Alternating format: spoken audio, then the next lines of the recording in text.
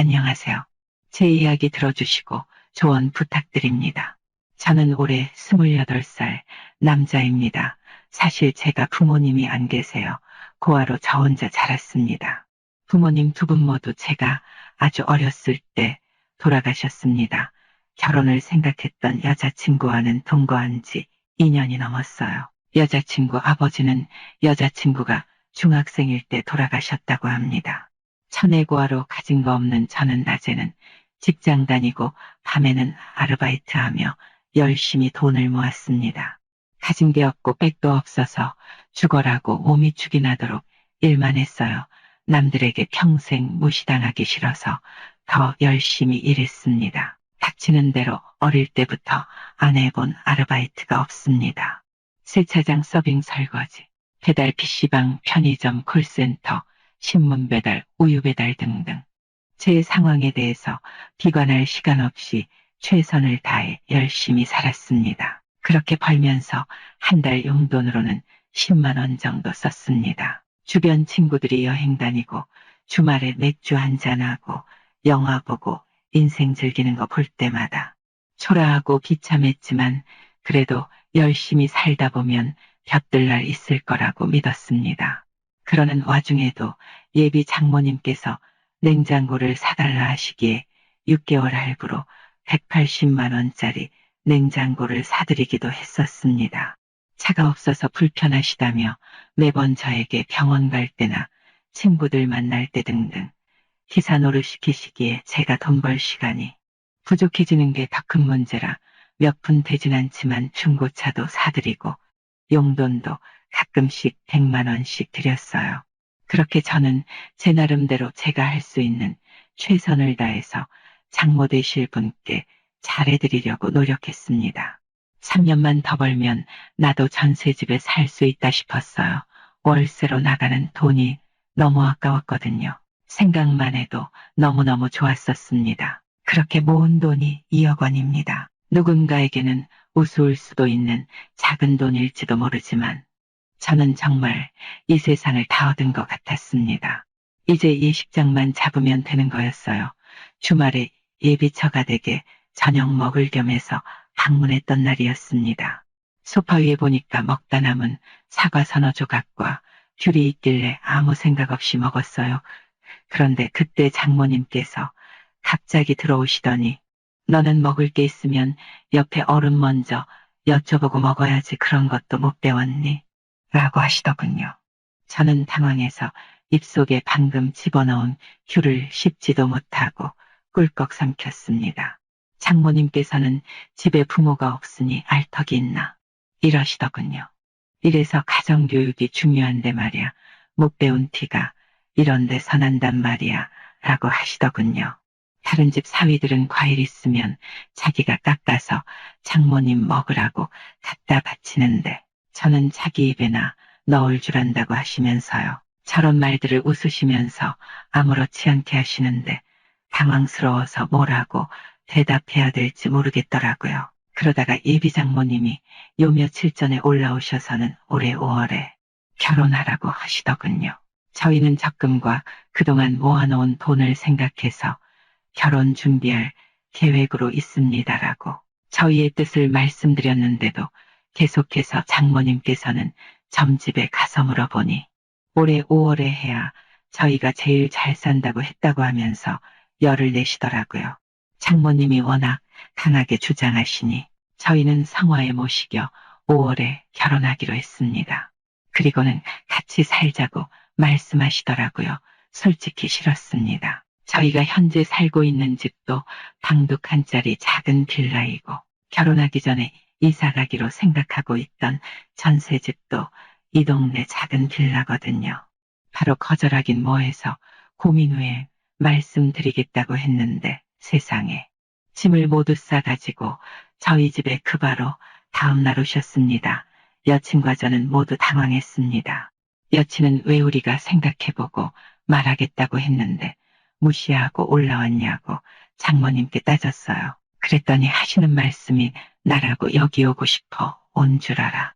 최근에 다니시던 식당에서 잘리고 일구하기가 쉽지 않더라고. 살던 집 월세 낼 돈도 없었어.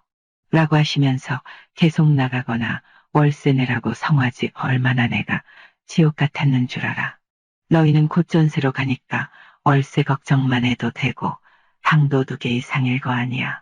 그 방 중에 하나만 내가 조용히 쓸게. 너희 결혼하고 애 낳으면 공짜 육아도 시켜주고 공짜 청소도 해줄게. 너희가 엄청 이득 아니니? 라고 하시더라고요. 정말 화도 나고 속상했지만 그래도 사랑하는 여친의 어머니이고 사정이 딱해서 뭐라 말을 못하겠더라고요. 하지만 이건 폭풍전야일 뿐이었습니다. 예식장까지 잡고 나서 일이 터지고 말았습니다. 저는 부모님이 안 계시기 때문에 큰 집이 부모님이나 다름없습니다. 전그간 키워준 것도 너무 감사하고 죄송해서 차마 상견례까지 저희 부모님 대신 나와주시라고 부탁을 못하겠더라고요. 그래서 상견례 없이 예식장을 잡았습니다. 사실 거의 장모님이 독단적으로 잡으셨죠. 그걸 하시고서 큰 집에서 난리가 났습니다. 어떻게 네가 그럴 수 있냐고요. 압니다. 제가 죽을 죄를 지었다는 걸요. 그렇게 예식장을 잡고 잡은 후 통보만 했으니 큰아버님과 큰어머님이 얼마나 서운하셨겠어요. 철없는 저의 짧은 생각이 일이 이 지경으로 가게 만든 겁니다. 허나 지나간 일은 바꿀 수 없잖아요. 이제부터라도 바로잡고자 이 사실을 장모님께 솔직히 말씀드렸습니다. 그랬더니 장모님이 이렇게 말씀하시더군요. 너는 애가 어떻게 생겨 먹은 게 항상 일을 그따위로 하니? 애비임이 없이 커서 배운 게 없으니 어쩔 수 없다. 하지만 이런 중대사에 그딴 식으로 행동해서 나를 나쁘고 독단적 인연으로 만들어 순간 울컥했습니다. 내가 부모님이 안 계시니깐 저렇게 말하는구나 싶어서 더 서러웠어요. 하지만 참았습니다. 장모년이 또 그러더군요. 자네 머리가 나쁜 건가? 아니면 좀 모자란 건가? 어디서 못 배웠으면 배우려고 하거나 어른들한테 물어보거나 해야 하는 거 아닌가? 저 그 자리에서 울었습니다. 눈물이 사정없이 나오더라고요. 주체할 수 없이 눈물이 나왔고 한없이 서러웠습니다. 장모님이 여자친구에게 그러더군요. 이 친년아, 그렇게 많은 남자 중에 하필 쟤니? 그렇게 저를 가리키며 1시간 가까이 욕을 했습니다. 다른 남자들 보면 다들 집해오고 월급도 안정적으로 벌어온다는데 어떻게 된 놈이 능력도 없고 돈도 없고 대책도 없는지. 한숨만 나온다. 네가 더 부족한 년이야.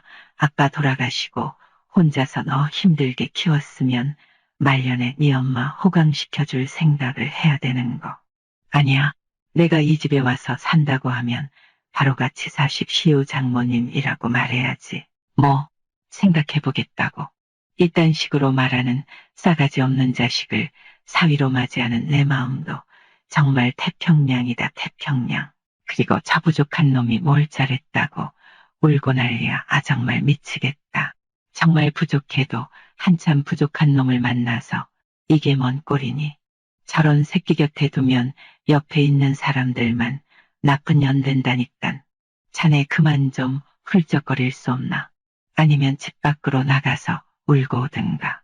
저는 그날 밤 서러워서 잠을 잘 수가 없었습니다. 벽에 누워서 벽 보고 속으로 울었습니다. 계속 들키지 않게 눈물을 훔치면서 울었습니다.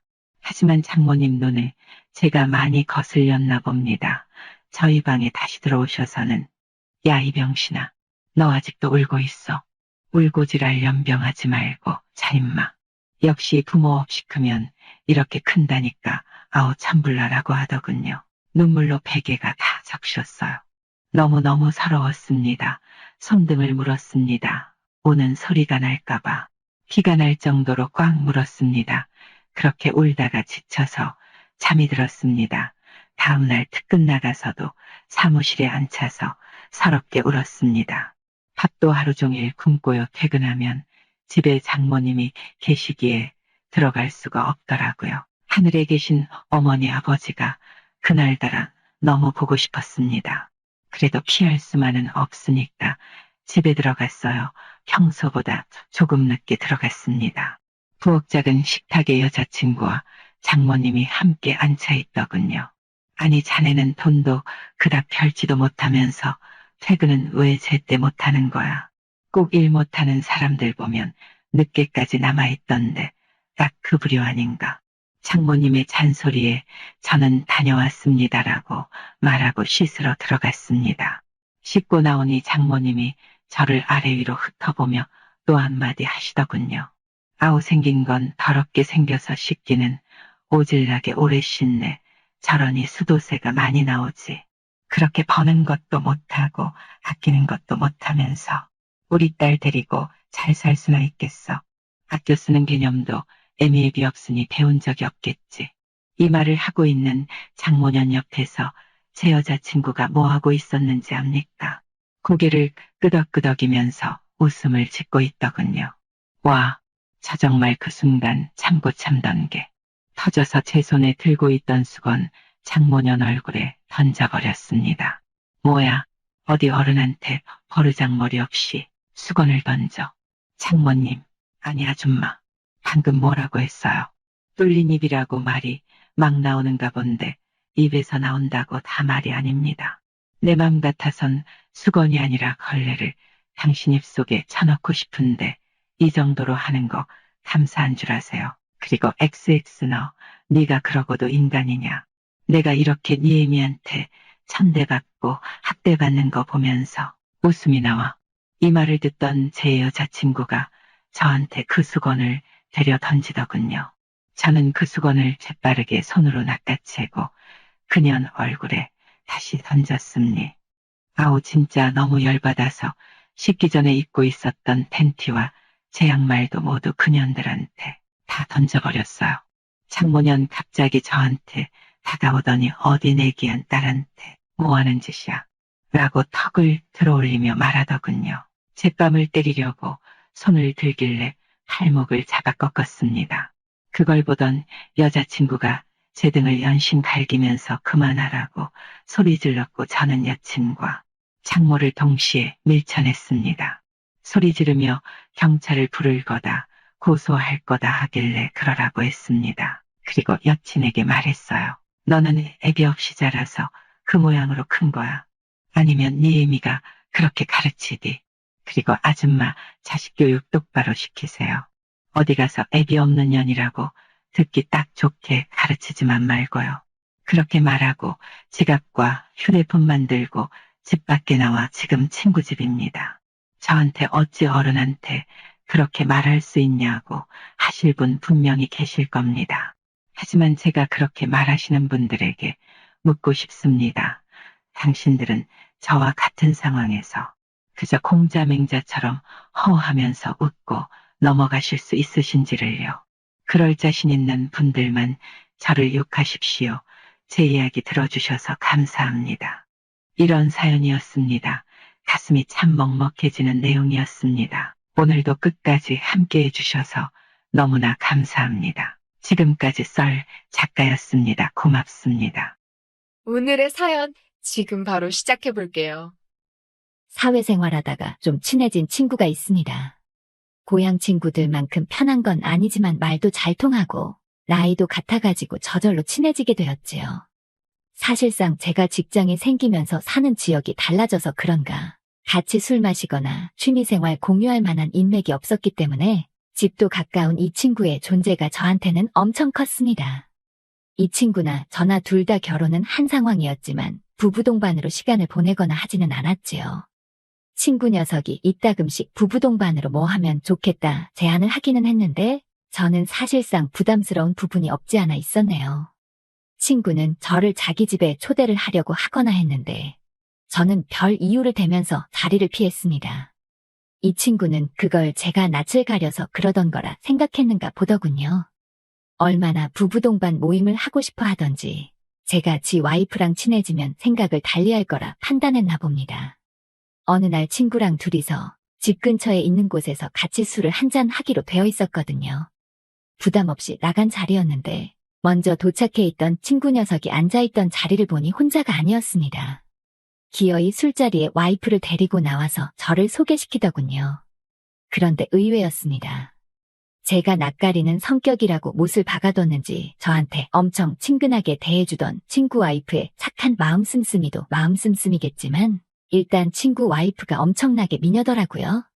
직장도 평범하고 옷도 약간 후줄근하게 입고 다니던 녀석이었던지라 마누라가 그렇게 수준급인 미모의 소유자일 거라고는 상상도 못했지요. 그쯤 되니까 이 자식이 왜 그렇게 부부 동반으로 만나고 싶어 했는지, 싫다는데도 자꾸 자기 마누라를 저한테 소개시켜주고 싶어 했는지 그 이유를 좀 알겠더라고요. 그렇게 지 마누라 이쁘다는 소리를 제 입에서 듣고 싶었었나 싶었습니다. 처음엔 저도 그게 맞는 거라고 생각했는데 이 친구랑 시간을 보내다 보니 그게 아니더라고요.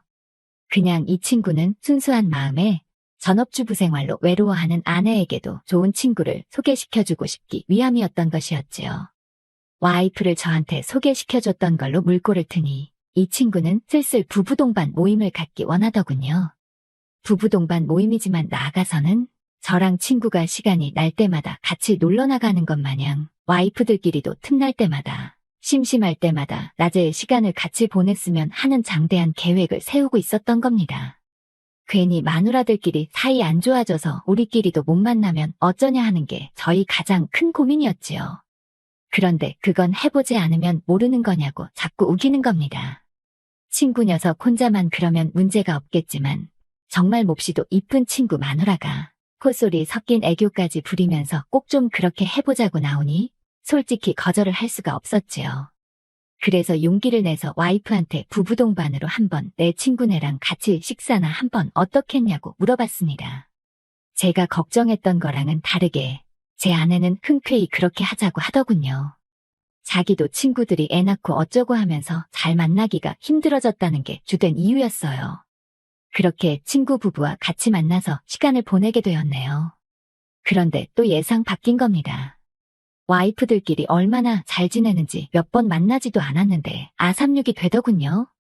오히려 퇴근 후에 지쳐서 저는 주에 한두 번 가볍게 맥주나 한 잔 같이 하는 게 전부였는데 와이프들끼리는 낮에 저들끼리 어디 찻집을 다녀오네, 맛집을 다녀오네 하면서 다니기가 일쑤였습니다. 그리고 정말 상상도 하지 못한 그날이 되었지요. 와이프가 주말에는 다른 약속 잡지 말고 시간을 빼라는 겁니다. 무슨 일인가 했더니 친구 와이프가 거의 삼촌처럼 여기는 잘 아는 사람이 있는데 그 사람이 서해 쪽 어디에 펜션을 하나 오픈했다 하더라고요. 당장 휴가철 성수기도 아니었고 시작한 지 얼마 되지도 않아서 친구네 부부를 초대했는데 친구 와이프가 우리도 같이 가자고 했다는 겁니다. 차는 한 차로 가도 되는 부분이었지만 각자 차를 끌고 왔습니다.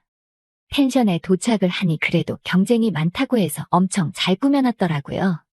정원이 넓게 있는 독채인데 무려 3층짜리였습니다.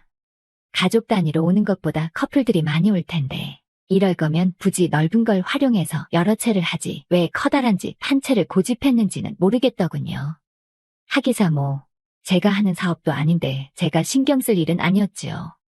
언제 또 이런 호화저택에서 잠 한 번 자보겠나 싶어서 비록 1박 2일 일정으로 짧게 놀러 온 거긴 하지만 있는 힘껏 재밌게 놀아보자 싶었습니다. 1층은 로비인데 각종 레크리에이션 할 만한 것들로 가득가득 채워놓았더군요. 추억의 게임기부터 탁구대, 당구대까지 실내에서 적당히 즐길 수 있는 걸로 가득 채워놓았는데 나쁘지 않았습니다. 2층에 주방 및 조리시설이 있고 실내에서도 술 마시기 좋게 A형식으로 만들어 놓은 공간도 있고 둘이 오는 것보다 여러 명이서 오면 참 좋겠다 싶더라고요. 여러 명 와서 놀고 가게 만든 게 주된 목적이어서 그런가 3층에 침실이었는데 방이 무려 4개나 널찍하게 있었습니다. 방 2개는 그래도 침실 기능을 하게 아기자기하게 잘 꾸며놓았어요. 그리고 한 방이 메인 침실로 진짜 멋들어지게 꾸며놓았습니다. 천장에도 통유리를 만들어 놓아서 맑은 날이면 뭐 자면서도 별을 바라볼 수 있다고 자랑을 하더군요.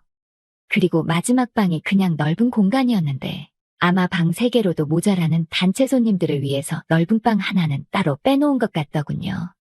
무언고하니 대학 MT 같은 게 있으면 그 손님들이 단체라서 하루 펜션 1박짜리 어설프게 작게 하는 것보다 이렇게 하는 편이 훨씬 돈이 된다고 하더라고요. 남들 일주일치 손님 받아서 매일매일 청소하고 관리하는 것보다 일주일에 한 팀만 받아도 돈이 더 되는 단체가 좋다고 하더군요. 관리도 조금 힘들긴 하겠지만 사람 쓰는 건데 자주 부르는 것보다 한 번 부르는 게 같은 값이면 더 좋다고요. 아무튼 넓은 방은 저희가 쓸 일이 없을 테고 친구네가 좋은 침실이 있는데 누군 쓰고 누구는 못 쓰고 하면 좀 그러니까 둘 다 작은 방을 쓰자고 제안을 하더군요. 그런데 그런 게 어디 있겠어요. 잠이야 어디서 자든 똑같은 거니. 저도 와이프도 친구네 부부한테 어차피 당신들 인맥으로 공짜로 놀다 가는 거니까 큰 방은 너네가 써라. 이런 식으로 양보를 하게 되었습니다. 펜션 구경하느라 신경을 못 썼는데 방 구경 다 하고 3층 계단에서 내려오는데 친구 와이프가 놀러 온다고 엄청 꾸미고 왔더라고요. 원체 얼굴도 이쁘지만 키도 크고 비율이 좋아가지고 꾸며놓고 옷도 차려입혀 놓으니 감탄사가 절로 나왔습니다. 제 아내도 꾸며놓으면 어디 가서 빠지는 정도는 아닌데 제 아내는 저렇게 눈이 휙휙 돌아갈 만한 모델급 미녀는 아니고 주변에서 흔히 볼 수 있는 애교 많고 귀염상인 타입이거든요. 그러다 보니 서로 다른 매력이라 그런가 더더욱 신경이 쓰였습니다. 그러다 친구 와이프가 고개를 난데없이 획 돌리더라고요. 저랑 그때 눈이 딱 마주쳐서 저도 모르게 고개를 돌렸는데 친구 와이프랑 분명히 눈이 마주쳤는데 그거에 대해서는 별말 안 하고 펜션 어떻냐면서 참 좋다고 능청스럽게 아무 일도 없던 척 연기를 하는 겁니다. 그런데 제가 얼굴이 다 빨개져서 그러고 있으니 옆에 있던 제 아내가 친구 와이프랑 저랑 눈이 마주친 걸 눈치챘는지 싶더라고요. 친구 와이프한테 평소에도 예쁜데 오늘은 꾸며놓으니까 더 예쁘네 하면서 우리 이이가 자기 보고 눈 뜰 곳을 몰라서 정신을 못 차리고 있는다며 농담을 하는 겁니다. 평소 같으면 지나가는 여자만 쳐다봐도 바람을 폈네 어쩌네 하면서 달라들던 아내였는데 둘이서 워낙에 친해져서 그런가 별말 안 하고 넘어간 게 저는 오히려 더 신기하더군요.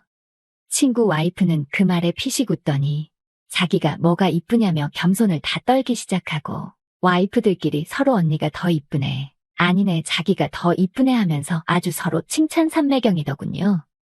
잘 넘어가서 다행이다 싶었네요. 그러자 친구 녀석이 어흥어흥 헛기침을 하더니 이쁜 걸로 따지면 애교 많고 사랑스러운 제 와이프가 더 이쁘다는 겁니다. 저 자식이 지금 자기 와이프 이쁘다고 비아냥대는 건가 싶었는데 아내는 그 말을 고지고대로 칭찬으로 받아들이고서는 좋다고 까르르 웃더군요. 아무튼 펜션 구경도 끝났고 친구 와이프의 삼촌이라는 사람에게 솔직한 감상을 말해줬고 저희도 각자 챙겨온 거 풀고 본격적으로 놀 준비를 하기 시작했습니다. 짐을 풀고 있는데 친구네는 하루 놀러 오는 건데 뭘 그렇게 많이 싸들고 온 건지 시간이 좀 걸릴 것 같아 보여서 저랑 아내랑 먼저 밖에 나왔습니다. 그런데 주변 경관도 괜찮고 산책로가 특히 잘 되어 있어서 구경 다니기 좋더라고요. 아내랑 오랜만에 밖에 놀러 나오니 코도 뻥 뚫리는 것 같고 좋다고 말했습니다.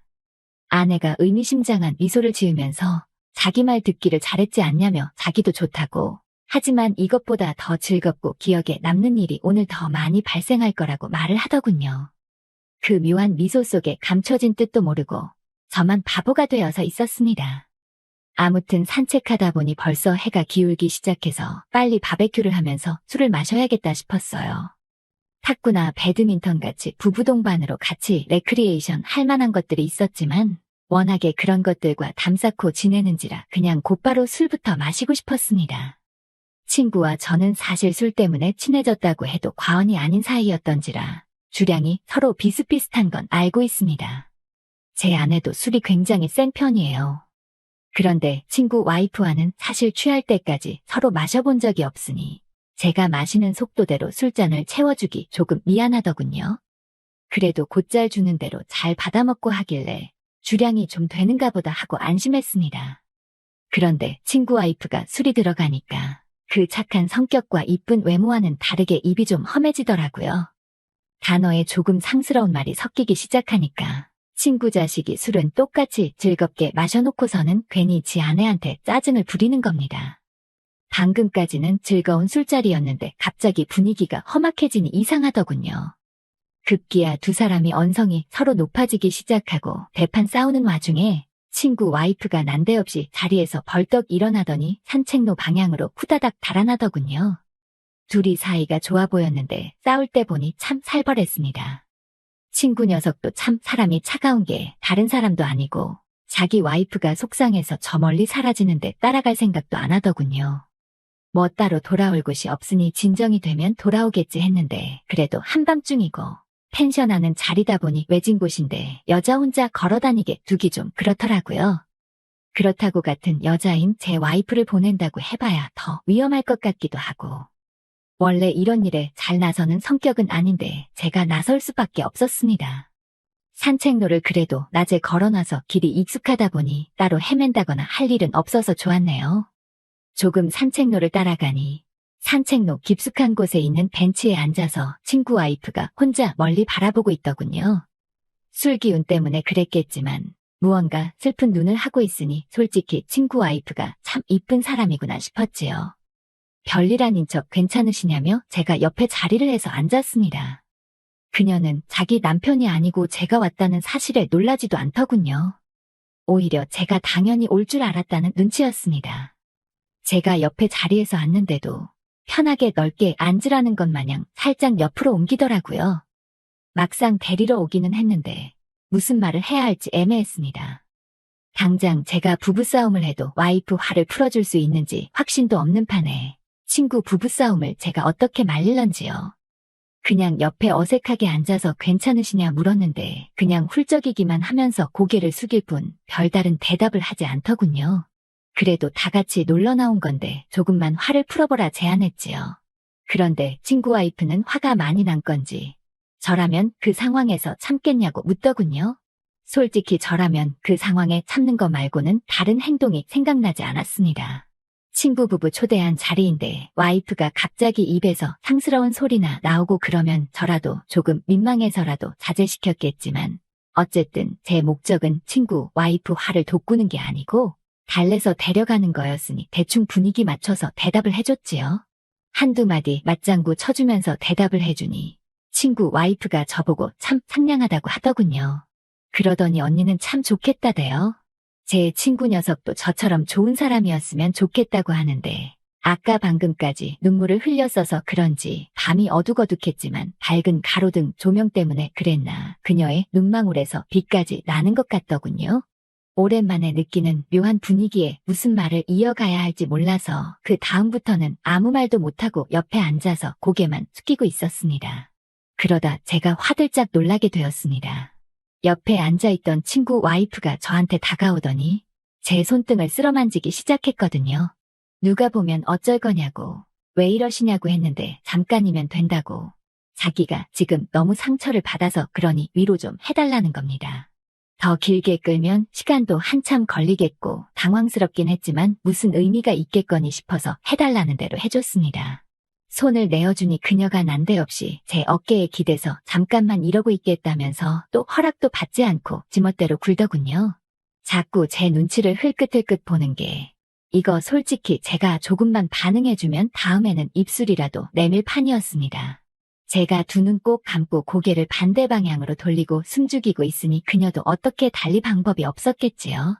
시간을 보지 못해서 몰랐지만 체감상 제가 친구 와이프 데려오겠다 하고 자리를 빠져나온 지가 벌써 1시간은 훨씬 넘은 듯 싶었습니다. 시간이 이쯤 되니까 저는 술 기운도 다 달아났는데 술 기운이 달아났기 때문에 오히려 더 위험하다고 생각했습니다. 만약에 제가 술 기운에 친구 와이프를 달래주다가 선을 넘어버리게 된다면 술 탓이었다고 넘어갈 수 있지만 솔직히 남자가 본능을 이기는 게 보통 힘든 게 아니잖아요. 그래서 더 있으면 안 되겠다 싶어서 친구 와이프를 데리고 더 지체하면 안 될 것 같다 말하고 억지로 그녀를 끌고 돌아왔지요. 펜션으로 돌아오니 고기 구워 먹던 자리는 정리가 하나도 안 되어 있고 아내랑 친구의 모습이 보이지 않았습니다. 아마 시간이 늦어지고 술들도 많이 마셨으니 기다리다 먼저 돌아갔나 싶었습니다. 그래도 저희가 공짜로 숙박하는 건데 아무리 사람 써서 정리한다지만 뒷정리는 어느 정도 해놓아야겠다는 생각이 들었지요. 그래서 친구 아내한테 대충이라도 정리해놓고 들어가면 내일 집에 가기 전에 좀 편하게 가지 않겠냐 했습니다. 정리하면서 친구 와이프랑 많은 이야기를 나누었지요. 저 같으면 이렇게 어리고 예쁜 와이프가 있다면 아내한테 화 한 번 내지 않았을 거라는 둥 그녀 기도 좀 세워주고 썩을픈 마음 좀 추스르라는 의미로 제가 립서비스를 좀 많이 던졌습니다. 칭찬은 고래도 춤추게 한다더니 그녀가 참 좋아하더라고요. 대충 정리를 끝내고 실내로 들어갔습니다. 방으로 가는 계단에도 친구 와이프는 제 뒤에 딱 달라붙어서 따라오더군요. 아무리 친구가 잠들어 있다고 한들 조금 부담스러운 상황이긴 했습니다. 3층에 도착하자마자 도망치듯 방으로 후다닥 뛰어들어갔는데 방에서 먼저 자고 있어야 할 아내가 보이지 않더군요. 술에 취해서 아내가 방을 잘못 찾아 들어갔나 싶어 그 길로 방에서 나와 다른 방 2개를 오며 가며 했는데 있어야 할 아내가 보이지 않았어요. 그런데 친구 녀석이 쓰기로 한 큰 방 앞에 친구 와이프가 방에 들어가지 않고 가만히 서 있는 겁니다. 그러더니 입을 한 손으로 쉿 하고 가리고는 이쪽으로 와보라고 하더라고요. 방문 앞에 다다르니 아내의 소리가 들려오더군요. 절대 같이 들려와서는 안 되는 소리인 제 친구 녀석의 소리와 함께 말입니다. 그대로 방문을 열고 지금 뭐 하는 짓거리냐 들어가려는데 친구 와이프가 제 팔을 당기며 저지합니다. 그러더니 저를 잡아 끌고는 제 방으로 저를 데리고 가더군요. 그러더니 충격적인 고백을 하는 겁니다. 사실 저 빼고 친구 녀석이며 제 와이프며 다 이야기가 끝난 상황이었더군요. 제 아내가 저한테 이 여행의 진짜 목적에 대해서 설명을 해줬어야 했지만 평소에 저라면 당연히 거절할 거란 것을 알았기에 미리 설명을 해주지 않았던 거였지요. 사실은 친구와 친구 와이프의 다툼 또한 계획된 것이었고 친구 와이프를 데리러 갔을 때 친구 와이프가 저를 이미 설득한 상황이었어야 했다는 소리를 하는 겁니다. 이미 엎질러진 상황인데 곰곰이 생각해보니 이게 저에게 나쁠 건 없다는 생각이 들더군요. 애초에 호감이 없던 사람도 아니고 차라리 진작에 말해줬으면 제가 철벽은 치지 않았을 거 아니냐 했지요. 친구 와이프도 금세 표정이 밝아지더니 이러면 이야기가 쉬워지겠다며 반색을 하더군요. 이미 합의가 된 상황에 더 길게 잡아끌 이유가 없어졌지요. 그렇게 둘이서 눈치 볼 것도 없이 즐거운 시간을 보냈습니다. 아침에 일어나니 친구도 아내도 무슨 일이 있었냐는 듯 반갑게 인사를 건네더군요. 세상 무엇보다 개운한 표정들을 하고 있었습니다. 지루하고 뻔했던 일상에 새로운 변화가 생겼습니다. 솔직히 이 상황을 두고 좋은 소리 할 사람이 많이 없다는 건 사회통념상 별로 없다는 것쯤은 알고 있습니다만 당사자들이 즐거우면 된 거 아니겠습니까? 그날을 시작으로 더 건강하고 즐거운 삶을 살고 있습니다. 일상에 지친 다른 분들도 새로운 활력소를 한번 찾아보면 어떨까 싶네요. 오늘의 사연은 여기까지네요. 긴 사연 끝까지 들어주셔서 감사합니다. 구독과 좋아요 잊지 말아주세요. 안녕하세요. 저는 30대 중반의 유부녀입니다. 제가 벌써 결혼한 지는 3년이나 되었네요. 그런데 지금은 이혼을 해야 되나 생각 중에 있습니다. 지금 남편이랑은 집안 소개로 만났어요. 저는 딱히 결혼의 생각이 없었고 그냥 즐기면서 사는 게 좋았습니다. 그런데 집에서는 언제 결혼을 할 거냐? 이제 결혼해야 되지 않겠니? 계속 압박을 하더라고요. 그러면서 좋은 자리 있으니까 한번 만나보기라도 하라고 해서 나갔다가 결혼까지 이어졌네요. 첫 인상이 나쁘지 않았고 일단 집안이 괜찮았습니다. 그래서 어차피 결혼할 거면 이 정도 조건이면 나쁘지 않겠다고 생각해서 만남을 가졌습니다. 몇 번 만나고 나니 남편이 그냥 제대로 한번 만나보는 건 어떠냐고 하더라고요. 남편은 저보다 1살 많은데 남편도 크게 결혼에 관심이 없었던 터라 몇 번 만나보니 말도 잘 통하고 가치관도 비슷한 것 같은 느낌이 들었는지 제대로 된 만남을 가져보기로 하고 그렇게 저희는 연애를 시작했습니다. 연애를 할 때는 여느 연인과 똑같았어요.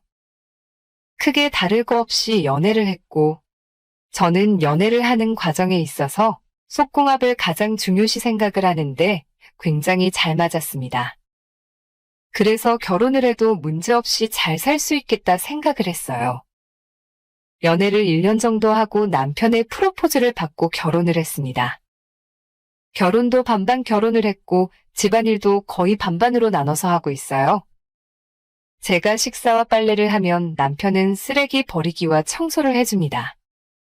그래서 크게 부딪힐 것도 없었고 잘 지내고 있었어요. 서로 휴가도 맞춰서 여행도 다니고 나름 즐거운 신혼생활을 하고 있었습니다. 이런 결혼 생활이라면 나쁘지 않네 생각했어요. 결혼을 하면 집안일 문제로 싸우는 부부들이 많다고 해서 걱정했거든요. 둘 다 맞벌이 하는데 왜 내가 더 집안일을 많이 해야 되냐느니 이런 걸로 많이 싸우는데 그게 엄청난 스트레스고 애도 나 혼자 봐야 된다. 왜 같이 애를 낳아놓고 나만 애를 봐야 되느냐. 이런 저런 문제로 남편이랑 엄청 싸운다고 해서 굳이 결혼을 해야 되는 건가 생각을 했고 할 생각이 별로 없었던 건데 남편은 지금부터도 반씩 나눠서 잘 도와주니 애 낳고 육아를 해도 많이 도와주겠다 싶어서 이 정도면 나 결혼 정말 잘했네라고 생각했습니다. 그런데 결혼 생활도 1년 정도 하다 보니까 문제가 생기더라고요. 다른 거는 문제가 없는데 남편이 연애할 때도 크게 그런 욕구가 없기는 했어요. 그런데 결혼하고 나니까 더 사라지더라고요. 그래서 제가 밤마다 신호를 보내도 피곤하다고 피하고 그런 게 아니면 서재방에서 일을 하거나 게임을 하다가 제가 잠들면 그때 와서 잠들거나 그냥 서재방에서 잠이 들 때도 많았습니다. 한두 번이야 피곤하니까 그럴 수도 있지 싶었지만 이게 자꾸 반복되니까 일부러 관계를 피하는 건가 라는 생각이 점점 들더라고요. 왜 갑자기? 뭐가 문제인 거지? 하는 생각이 자꾸 들었습니다. 그래서 하루는 나를 잡고 남편한테 물어봐야겠다고 얘기를 했어요. 저녁에 밥을 먹고서 간단하게 와인이랑 카나페를 준비했고 남편한테 한잔하자고 먼저 이야기를 꺼냈습니다. 분위기를 만들기 위해서 초도 피워놓고 와인을 잔에 따르면서 가볍게 한잔하자고 했더니 남편이 글쎄 피곤한데 왜 이런 걸 준비했냐며 살짝 귀찮아 하더라고요. 가뜩이나 심란했던 마음에 상처를 받아서 단도직입적으로 물어봤습니다. 혹시 요즘 나를 피하고 있는 거냐고 제가 정색을 하면서 묻자. 그제서야 남편은 제가 뭔가 진지한 얘기를 한다는 것을 눈치채고 그게 무슨 말이냐며 눈이 동그래지더라고요. 그래서 밤마다 계속 날 피하는 거 아니냐고 우리가 마지막에 한 게 언제인지 아냐고 했더니 피곤해서 그랬다면서 지금도 피곤한데 왜 이런 얘기를 꺼내는 거냐며 자리를 피하려고 하더라고요. 그래서 일어나려는 그의 손을 잡아 다시 자리에 앉혔습니다. 스킨십은 애정의 표현인데 자기가 애정 표현을 피하는 것만 같아서 내 스스로가 매력이 없는 건지 아니면 나에 대한 애정이 식은 건지 걱정도 된다면서 앞으로 사랑을 표현이라고 생각하고 자주 했으면 좋겠다고 말했습니다. 그러자 그는 사람마다 성향이 다른 건데 그걸 서로 맞춰가는 게 결혼 생활인 거라며 오히려 저한테 왜 이렇게 사람이 이기적이냐고 하더라고요. 그러면서 별거 아닌 걸로 감정 싸움하고 싶지 않다며 결국 그는 자리를 피했습니다. 남편이랑 대화를 끝내고 나니 마음이 더 답답해지더라고요. 아니, 남녀가 사랑하고 살아가는 데 있어서 육체적 사랑은 당연한 거 아닌가요? 저는 그렇다고 생각하거든요. 근데 남편은 왜 육체적 사랑만 사랑이냐? 마음으로 하는 사랑이 더 큰 사랑인 거다 하는데 이게 너무 안 맞아요. 전에는 그래도 어느 정도 맞춰서 하려고는 했는데 요즘은 정말 제가 다가가기만 해도 피하는 게 눈에 보이니까 이게 은근히 상처가 되고 기분이 별로더라고요. 그래서 대화를 해서 좀 풀어가고 싶었던 건데 남편은 자기 주장을 굽힐 생각이 없더라고요. 괜히 저만 너무 밝히는 여자가 된 것 같아서 기분이 정말 안 좋았습니다. 남편이랑은 그렇게 얘기를 하고 나서는 서로 대화도 필요한 것만 하고 스킨십도 잘 안 하고 그랬습니다. 남편도 자기가 너무했다 싶은지 제 기분을 풀어주려고는 하는데 또 대화를 하다가 보면 결국 제자리 걸음이었어요. 서로 노력을 해야 되는데 그 기준이 둘이 너무 다르다 보니까 싸우기만 싸우게 되더라고요. 남편이랑은 한 달이 넘게 그 부분에 대해서는 의견이 좁혀지지 않았습니다. 의견이 좁혀지지 않고 대화가 안 통하니 서로 스킨십도 안 하고 대면대면 하면서 지낸 지 한 달이 다 되었어요. 그러다가 남편 친구 중 한 명이 결혼을 하게 되었는데 다 같이 모이면서 사건이 터졌습니다. 남편이랑 같이 결혼식을 갔다가 친구들이랑 오랜만에 만나는 거라 술 한 잔을 더 하기로 했다고 하더라고요. 그래서 그럼 저는 먼저 집으로 가겠다고 했고 남편은 친구들이랑 술 한 잔 더 하고 집에 오기로 했어요. 저는 씻고 드라마를 보면서 쉬고 있었습니다. 한참 뒤에 남편한테 연락이 오더라고요. 결혼식 때문에 지방에서 올라온 친구가 하나 있는데 오랜만에 만난 친구라 결혼식이 끝나고 한 잔 더 하다 보니 시간이 늦어 막차를 놓쳤다면서 우리 집에서 자고 가도 되냐고 묻더라고요. 사실 저는 편하진 않았습니다만 술에 취하고 오랜만에 친구들을 만나서 신났는지 요즘 사이 안 좋았던 것도 잊은 채 전화를 해서는 애교를 부리며 친구랑 술 한 잔 더 하고 싶다고 하는데 뭐라 할 수도 없고 결국 알겠다고 하고 먹을 만한 안주를 준비했습니다. 그냥 간단하게 찌개랑 마른 안주를 준비했어요. 마땅히 먹을 만한 게 없었거든요. 시간이 얼마 지나지 않고 남편이 그 친구와 집에 도착했는데 생각보다 몸도 좋고 얼굴도 훈훈한 게 괜찮더라고요. 남자다움이 느껴지는데 그를 보자마자 제 몸이 흥분하더라고요. 남편은 제 속도 모르고 그 친구와 할 말이 그렇게 많은지 연신 수다를 떨면서 술을 마셨습니다. 저도 그 친구와 이야기를 하고 싶어서 앞에 앉아서 간간히 웃으면서 대화하고 술을 마셨어요. 한참을 또 얘기를 하고 술을 마셨고 상을 치우는 사이에 남편은 골아 떨어졌더라고요. 남편은 술에 취하면 곧잘 쓰러져 잠들곤 했는데 역시나 이번에도 순식간에 잠들었더라고요. 남편 친구랑 같이 남편을 부축해서 안방 침대에 눕혀놨어요. 그리고 남편 친구 이부자리를 서재방에 펴주고는 남편 옷 중에 자기 편한 옷을 꺼내 주었어요.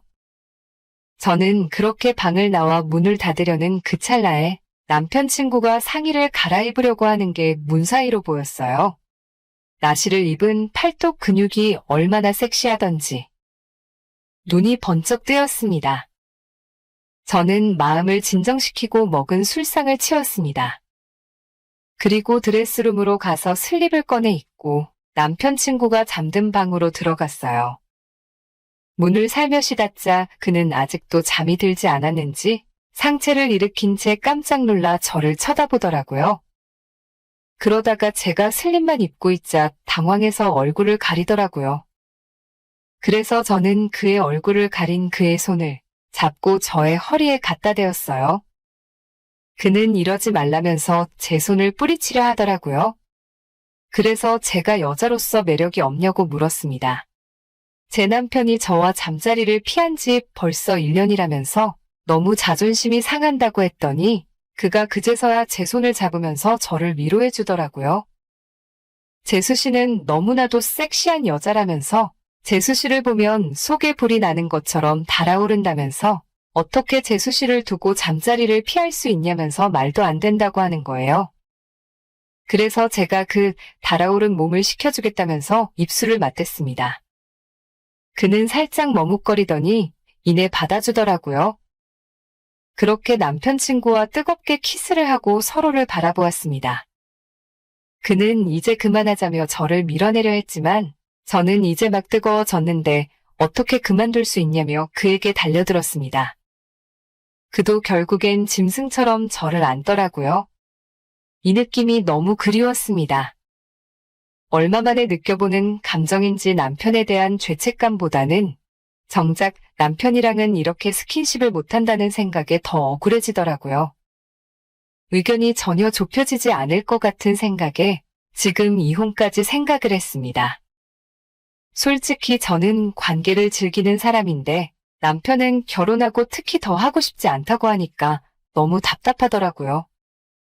남편 친구는 남편한테 미안한지 아침 일찍 남편이 깨기도 전에 나갔습니다. 남편하고 한 번 더 얘기를 해보고 의견이 좁혀지지 않는다고 하면 저는 이혼을 택해야 될 것 같네요. 아직 30대 중반이니 이혼을 해도 새로운 삶을 시작할 수 있겠죠? 오늘의 사연은 여기까지입니다. 끝까지 들어주셔서 고마워요. 구독과 좋아요, 알람 설정 부탁드려요. 감사합니다. 오늘의 사연 시작합니다. 안녕하세요. 저는 은밀하게 한 여성을 흠모하는 20대 청년입니다. 저를 설레게 하는 그 여성은 저의 뒷집에 살고 있는 40대 후반의 아주 아름다운 부인입니다. 저의 집 뒷 베란다로 나가면 그녀의 집 내부가 대충 들여다 보이고, 심지어는 제 방에서 조금만 창문을 열어도 가림막 사이로 충분히 그녀의 집 내부가 보입니다. 저는 베란다에서 무심한 척 담배를 피다가 그녀가 아무것도 모른 채 속옷만 입은 채로 거실을 왔다 갔다 하는 것을 보기도 하고, 그럴 때면 얼른 몸을 감추고는 가림막 뒤편에 숨어서 그 집을 들여다보곤 합니다. 그녀는 종일 집안을 왔다 갔다 하며 청소를 하거나 강아지와 거실에서 놀아주거나, 자녀들이 아마도 독립하고 없는 것 같은 집안의 빈 방들을 가끔씩 들여다보기도 합니다. 그리고는 남편이 올 시간 즈음에 장을 봐와서 저녁 식사 준비를 합니다. 그녀의 남편은 탄탄하고 근육질의 몸을 가진 건장한 남성입니다. 둘은 저녁을 들면서 밝은 얼굴로 뭔가를 이야기하며 정답게 식사를 하고 밤이 익숙해지면 그녀는 조용히 자신의 작업실인 듯한 방으로 들어가서 그림을 그립니다. 화폭은 무지하게 크지만 아직은 서툴고도 서툰 그림을 그리는 그녀의 등 뒤로 때론 남편이 은근한 눈을 하고 다가와서 껴안으며 그녀를 어루만집니다. 그러면 그녀는 그저 못 이기는 척붓을 놓고 그를 따라서 안방으로 들어가고 이내 불이 꺼집니다. 어느 여름날에는 그 집 안방 창문이 열려 있어서 어두운 조명등 아래에 두 사람의 나른한 사랑 행위를 아스라한 커튼 너머로 본 적도 있습니다. 두 사람은 아름다웠고 젊은 제가 가지지 못한 안정적인 삶의 기운을 듬뿍 담은 채로 서로를 향한 타오르는 감정을 쏟아내고 있었습니다. 그들의 밤의 무드를 돋워주듯이 바닷바람이 저 멀리서 불어왔고, 어쩐지 세상이 온통 그들에게 행복만 가져다 주는 것 같아서 저는 약간의 질투도 잃었습니다. 그리고 저만 세상에 동떨어진 느낌이 들어서 조금 서글퍼졌고, 이후로 한동안 마음이 내내 무거웠습니다. 제가 본가를 나와서 부모가 투기용으로 사돈 받아 앞에 이 빈집으로 온 것은 안정을 찾고 싶어서였습니다. 그런데 오히려 혼란이 온 것 같아서 조금은 마음이 아팠습니다. 우리 부모는 이 집에서 조금 멀리 떨어진 곳에서 화려한 레스토랑을 여러 개 운영하고 있습니다. 그런 부모 덕에 저는 어려서부터 돈에 크게 구애받지 않고 살아왔고, 아무것도 하지 않아도 그저 먹을 것과 입을 것이 생기니 굳이 일을 해서 생계를 해결해야 한다는 압박감은 가져본 적도 없었습니다. 그런 만큼 우리 부모는 제게 바라는 것이 없었고, 그저 하고 싶은 것이 있으면 열심히 매진해서 하라 했고, 그것이 싫다면 그저 조용히 자신의 영역 안에서 착실히만 살아달라고 말했습니다. 그래서 저는 부모 뜻을 거스르지 않고 그저 넘치는 용돈을 받으면서 이 집에서 제가 하고 싶은 자잘한 취미들로 매일을 보내면서 공허하게 살아가고 있습니다. 그런 제게도 여자친구는 있습니다. 지금 21이고 우리 부모의 가게에서 아르바이트 하다가 저와 말문을 텄고, 이후로 우리는 서서히 남녀 사이로 변해갔습니다. 여자친구는 자존심이 세고 자신이 저보다 못한 환경에서 나고 자랐다고 해서 기죽지도 않는 당당함이 있고, 제게 뭔가를 바라지도 않습니다. 우리는 데이트를 해도 집 테라스에서 고기 구워 먹고 와인 마시며 바다를 하염없이 바라보는 것이 전부입니다. 그러다 밤이 되어 조금 기분이 야릇해지면 둘이 껴안고 침대로 들어가서 사랑을 나눕니다. 때때로 저는 그녀와의 행위 중에 옆집 부부를 떠올렸습니다. 두 사람이 긴 세월의 부부 생활로 이심전심 서로 마음이 통하며 안정된 삶을 일군 것이 부러웠고, 그들의 흔들림 없는 일상이 부러웠습니다. 아무것도 하는 것 없이 종일 빈등대처럼 멍하니 바다를 향해 있는 저와 달리 뭔가 모르게 저 바다를 가로지르는 각종 목적의 배들이 바다를 향해 가고 돌아오고 하는 것처럼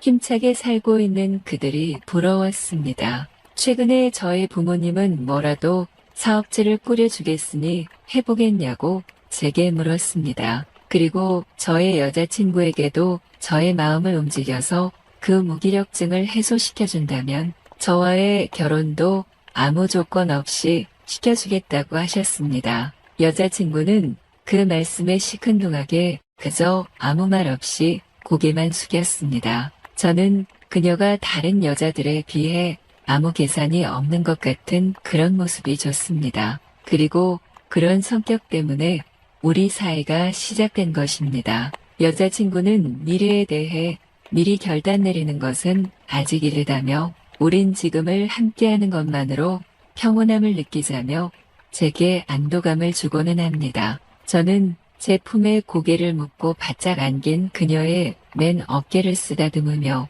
그동안 저를 거쳐갔던 여자들과 친구들과 숱한 사람들에 대해 생각했습니다. 가진 것이 좀 있단 이유로 늘 아이들에게 왕따 당하고 내성적인 제 성격 탓에 어디에도 끼기 어려웠던 어린 시절이 제게 있었고 제가 어디서 뭘 하는 부모의 무녀동남 외동아들이라는 것을 안 순간 갑자기 달려들었던 여러 종류의 여자들도 떠올랐습니다. 결국은 다들 마지막 순간에는 제 마음에 상처를 주고 사라져갔고 저는 아무도 없는 텅 빈 내면에 저 홀로 서 있었습니다. 그래서인지 사람을 별로 만나고 싶지가 않았고 누군가를 상대하는 것이 힘들어질 무렵에 지금의 여친이 퉁명스런 태도로 제게 커피와 빵 한 조각을 들고는 다가왔던 것입니다. 그리고는 제가 앉아있던 레스토랑 2층 야외 테이블 위에 놓고는 저를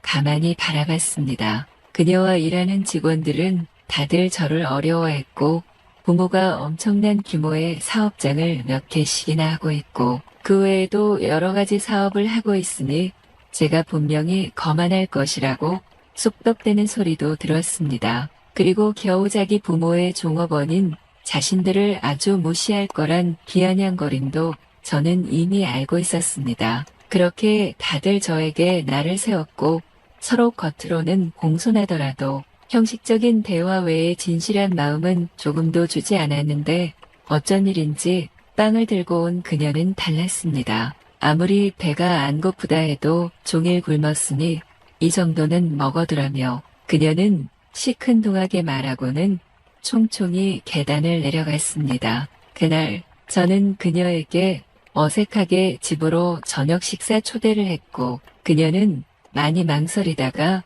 제 차를 타고 함께 이 집으로 왔습니다. 그렇게 우리는 오빠 동생이 되었다가 어느 틈에 연인이 되었습니다. 때때로 저는 그녀가 무뚝뚝하게 저의 아침 준비를 해주고 저를 깨워서 아침을 먹이고는 일하러 사라져버린 후에 옆집 부부네 집에 일상을 무심히 보곤 합니다. 그러면서 평범하고 아늑한 가정을 누군가와 꾸리면서 행복하게 살고 싶다는 마음이 차올라오기 시작했고 누군가에게 자잘하지만 꺼지지 않는 불꽃처럼 늘 사랑받으며 살고 싶다는 욕구도 피웠습니다. 여자친구가 그런 사람이 되어줄까 하고 생각해 보았습니다. 물론 그녀는 우리 집안의 물질에는 관심도 없고 그저 자신의 자유와 젊음을 존중하며 성실히 살아가는 여자입니다. 만약 결혼해서 옆집 부인 같은 저런 가정을 꾸리고 싶다 하면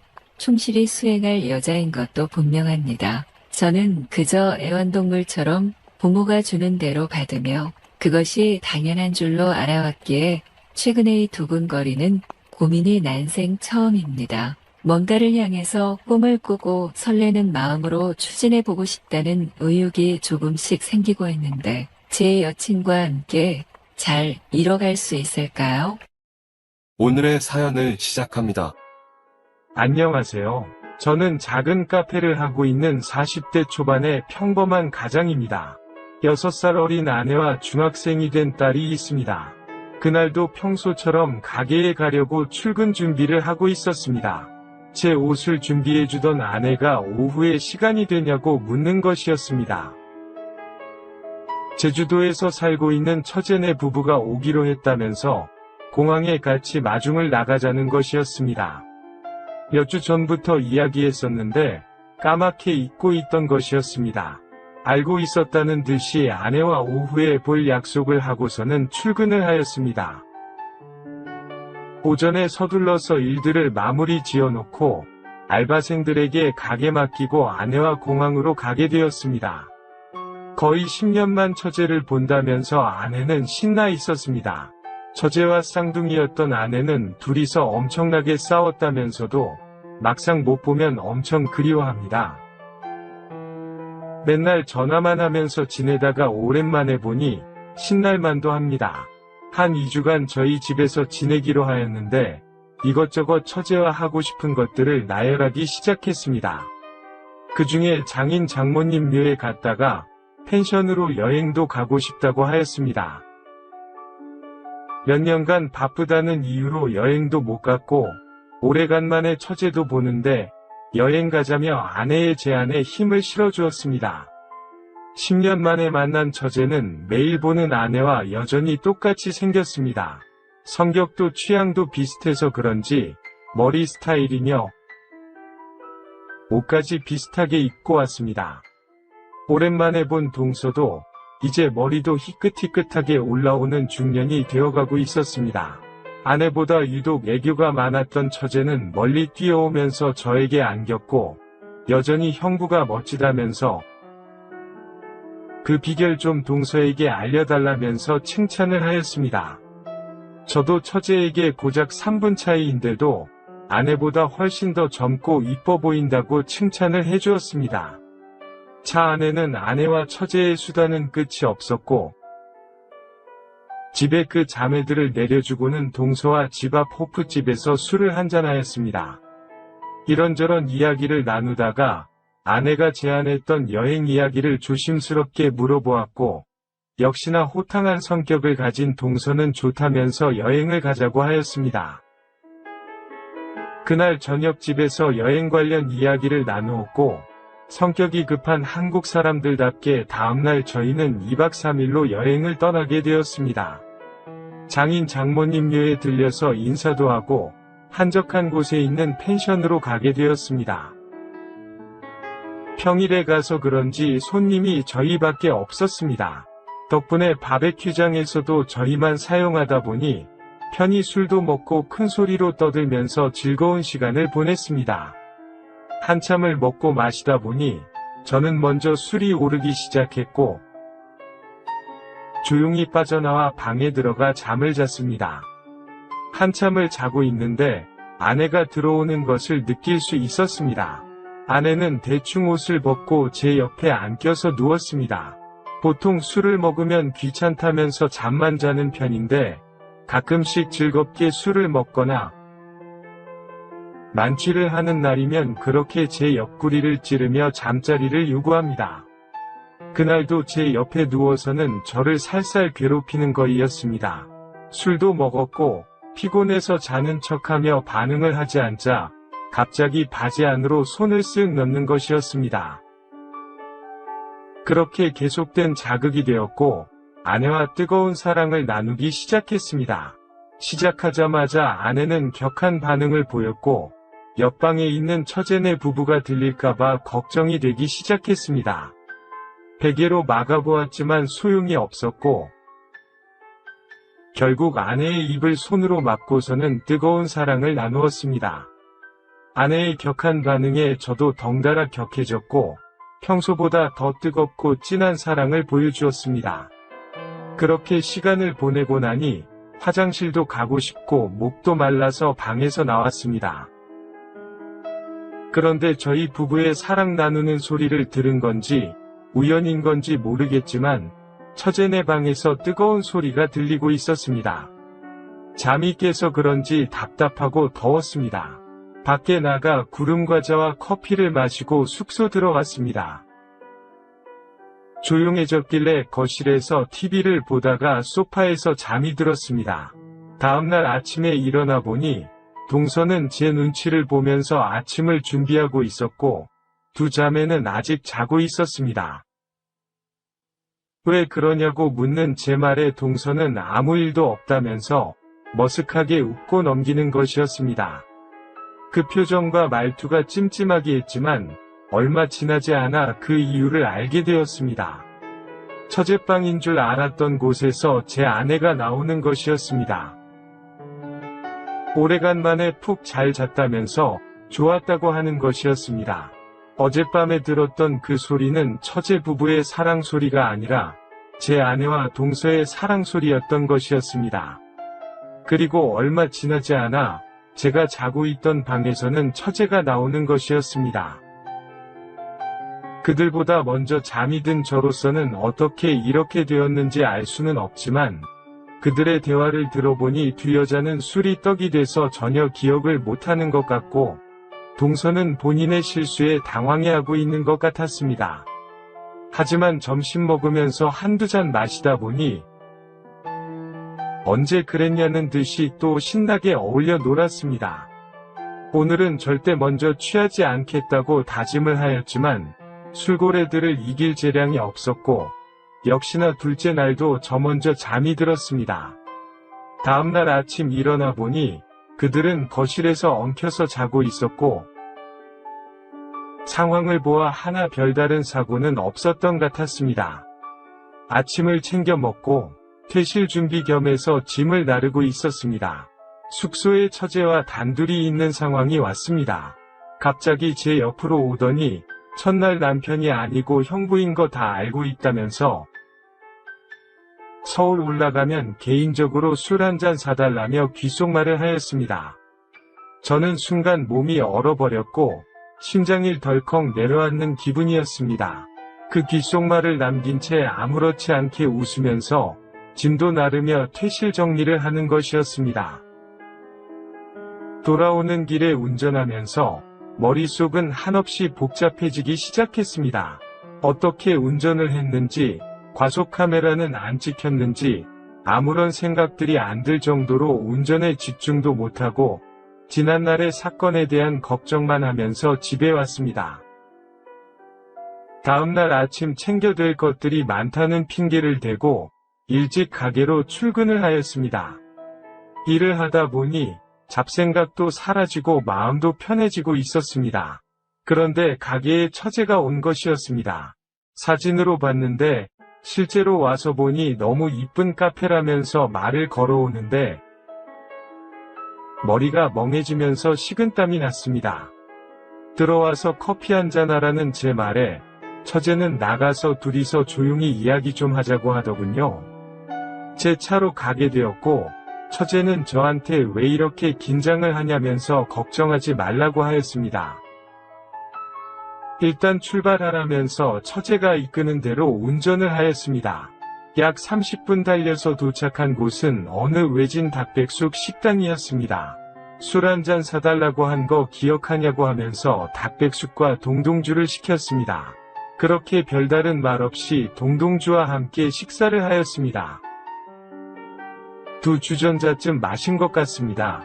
술도 오르고 식사도 다 했기에 대리를 불려서 집에 가려고 하는데 처제는 저쪽을 손으로 가리키는 것이었습니다.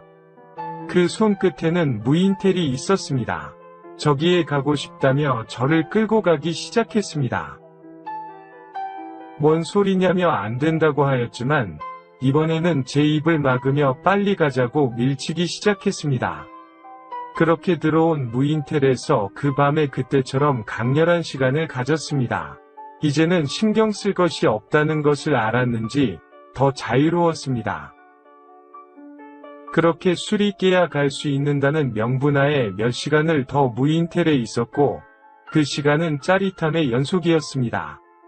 그날은 그렇게 처제와의 불같은 시간을 보내고 집에 들어갔습니다. 어느덧 2주가 지나고 처제네 부부를 공항에 데려다주고 가게로 돌아왔습니다. 처제에게 제주도에 잘 도착했다는 글과 함께 다음에도 둘이서 술 한잔 꼭 하자고 문자가 와 있었습니다. 물론 자주 보고 살 처제가 아니지만 앞으로 처제를 어떻게 봐야 할지 모르겠습니다. 그 문자가 이 관계를 앞으로도 이어나가자는 의미인 것 같은데 난감합니다.